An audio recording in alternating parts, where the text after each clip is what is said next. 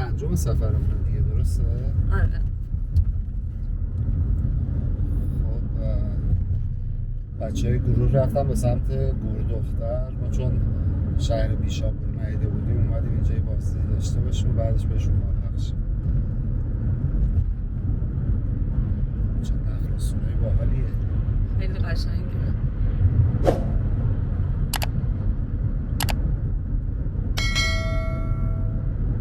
الان از سمت کازرومات داریم میریم به سمت شهر بیشابور.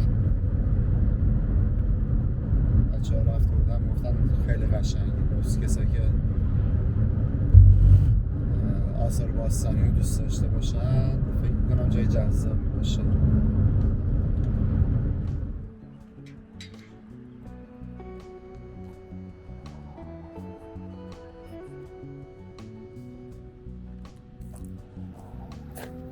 خب اینجا شهر بیشابوره که مربوط میشه به دوره ساسانیان، یعنی حدود 1800 سال پیش.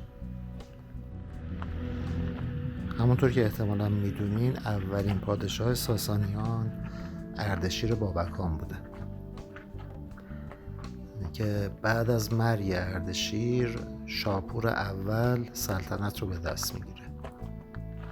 اگه ویدیوهای قبلی من دیده باشین توی ویدیوهای شیراز همینطور تو ویدیوهای غار شاپور مجسمه هایی از شاپور رو داشتم.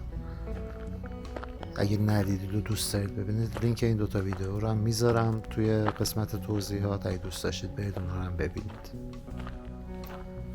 تو سال 266 میلادی بعد از اینکه شاپور تو جنگ با امپراتوری روم والریانوس رو شکست میده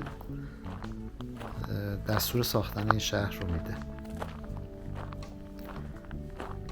جالبه که تو این شهر یک کاخی هم هست به اسم کاخ والریان که برای والریانوس ساخته بوده.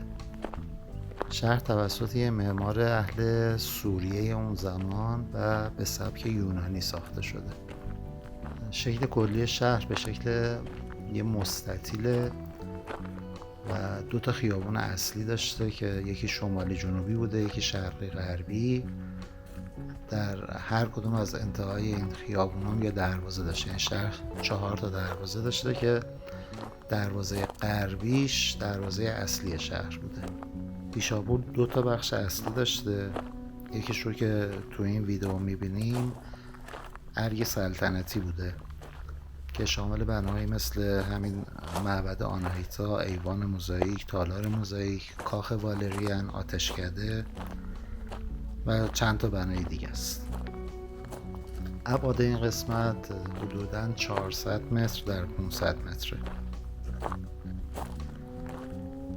بخش دیگه هم هست که اصطلاحاً منطقه عامه‌نشین گفته میشه، شامل منطقه‌ای مثل بازار و منطقه مسکونی و حمام و سایر ساختمان‌هایی که بوده.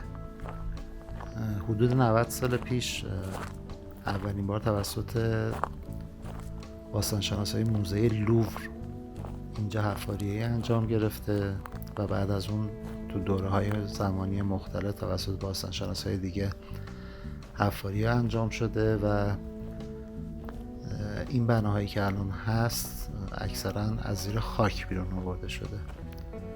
بریم تو شهر ببینیم چه خبره.